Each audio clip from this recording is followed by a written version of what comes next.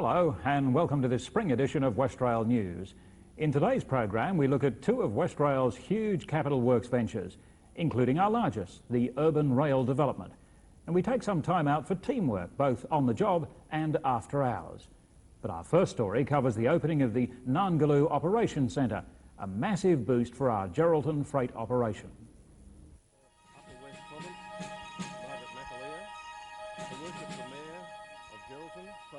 Almost 100 people gathered at the new Geraldton Narngulu complex last month for the official opening. Welcome. Today we celebrate a wonderful achievement for Westrail, for Geraldton and for the Midwest region.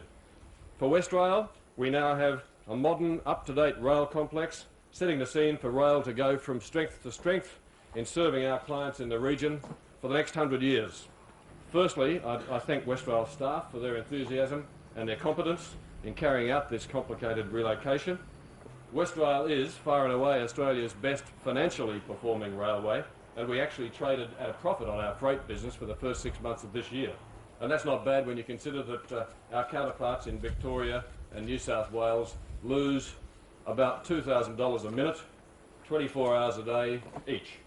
We know we can be profitable and give our clients a competitive edge, and we look to that vision with confidence. The relocation to Narngulu is, of course, an achievement in Westrail terms. It's an achievement in engineering terms. It's an achievement for the workers who participated in the work and for the workers who now enjoy the facility, missing out on their lunchtime swims. Sorry about that, fellas. Maybe we'll put a swimming pool in the budget down the track. With very great pleasure, on behalf of the community of Western Australia, I officially declare open this new facility. Thank you.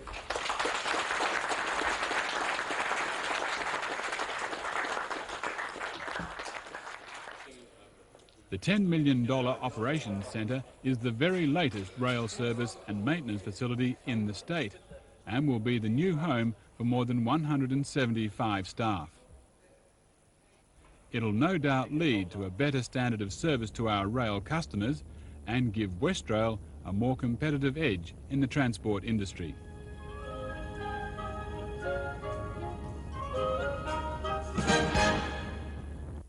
Certainly one of our most impressive regional centres.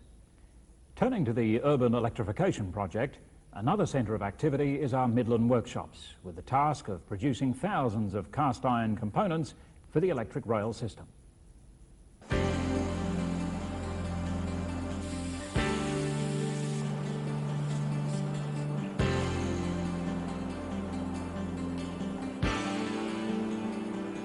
"300 castings a day for 11 months.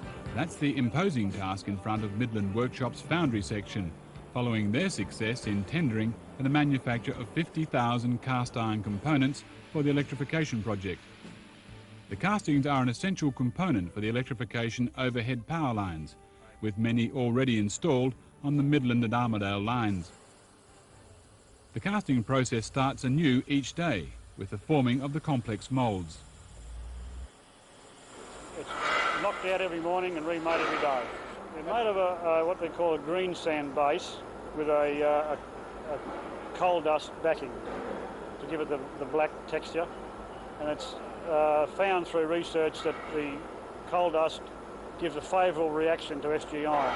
We're doing now between 45 and 50,000 of them, 14 to 15 different types, all of an SG iron makeup, and they're fully galvanised when they go on the line. We've certainly had hiccups, but we're back on track and we're going quite well at the moment. The excellent quality of the foundry's work has been highly praised by their clients' consulting engineers. Another example of the expertise available within Westrail's workforce.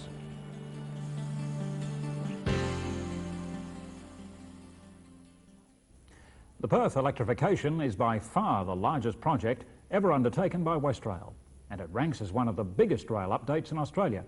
Here's a brief history of work to date.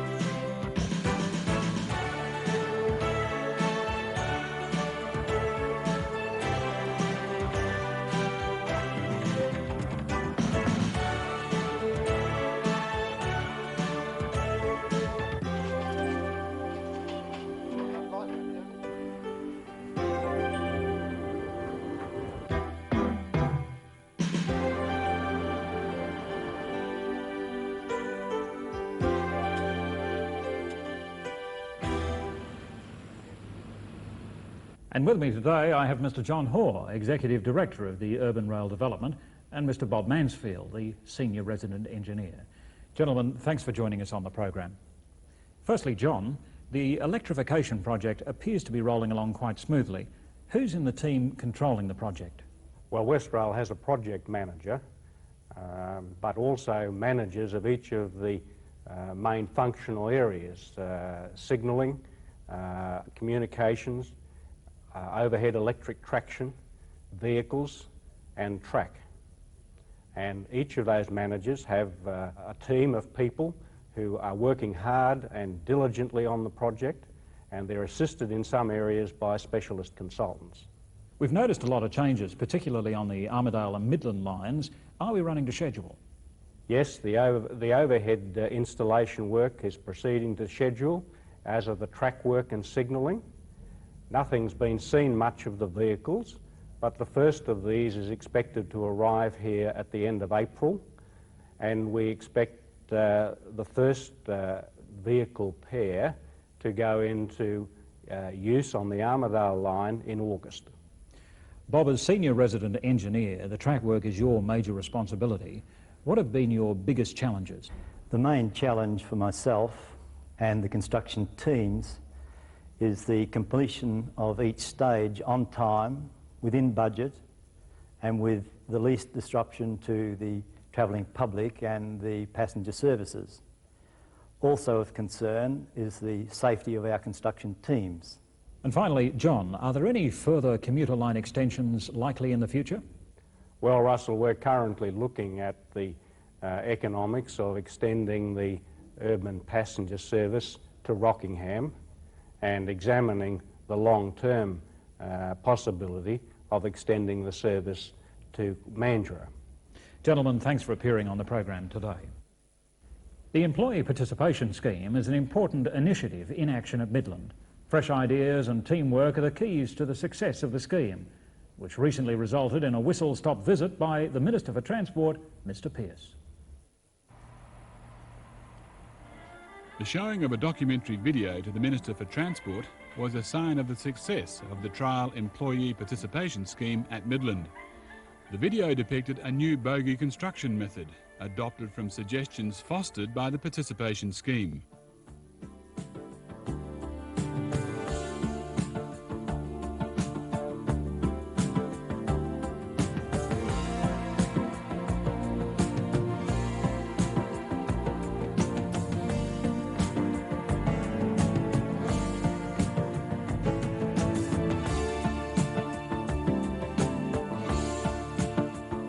The film we saw there was the largest narrow gauge bogie.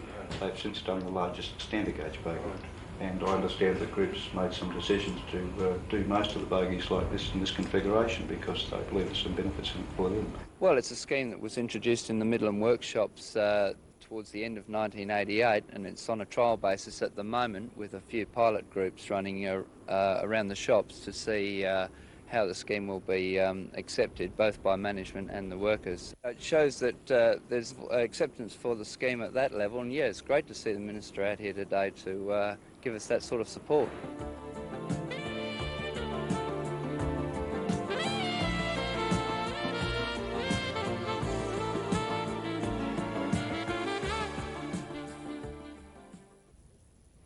Our popular viewer segment has netted some interesting vision for this program. Dennis Croker from the Operations Branch shows us the calibre of the Geraldton staff with a safety award presentation in recognition of their achieving the district safety target for 1988-89. The group bettered their set target by 30% during the 12-month period. An excellent achievement considering the workers had to endure the transition from Geraldton to Narngulu. And Derek Somerville from the Kewdale plant and equipment depot takes a look at some new machinery purchased recently by the civil and operations branches. The new Placer narrow gauge track machine will combine tamping with ballast profiling and stabilising, and is the only one in Australia with an automatic geometric guidance system which will calculate the perfect geometry for a given track from the existing alignment. And Kewdale has just taken delivery of the first of two new Bilotti container handling machines as part of their huge capital works program. The Bilotti will further speed the handling of interstate freight and provide an improved service to our clients. Thanks to our video contributors for this edition. If you'd like your video footage aired, or if you simply wish to comment or pass on an idea for the show, write to us here at Public Affairs. We welcome your input. The Railway First Aid Competition Finals was a drawcard occasion at East Perth this month, and with scenes reminiscent of a disaster movie, the Westrail First Aiders had the task in front of them. Are you looking around for any sign of any major hemorrhage on this fellow? 1, 2, 3, 4. Oh! When did you have your last tablet? Over there because he's got fluid from the ears. 7, 8, 9. We've got 3 people badly injured and one here that is asphyxiated. Westrail's Kewdale First Aid team and individual competitor Ron Jakes completed a fine double by both finishing second in the Australian Railways First Aid competitions held recently in Brisbane. They won the right to represent Westrail at the Nationals in October, when more than 30 competitors lined up at Banks Reserve, East Perth, for the state finals. The mock injuries are adjudicated over by local doctors, and competitors are unaware of the situations they'll come up against. They have 15 minutes to diagnose and treat their patient, with points allotted for accuracy and speed. His lower leg indicates that there's massive bruising and swelling there. This fellow here, number 2, you're right there with him. Congratulations to Kewdale and Ron Jakes, runners-up in the National First Aid Finals. Okay, Louis, keep talking on me. There you go. All right. You're on the head down? Yeah. Right, up we go. Congratulations to all our winners and commiserations to the people who had the testing job of being a casualty. And that's just about all for this edition. I hope you've enjoyed it. We leave you today with the vision of an old colleague which visited this month, attracting a huge crowd at Perth Terminal. I'll see you next time. I'm on my way from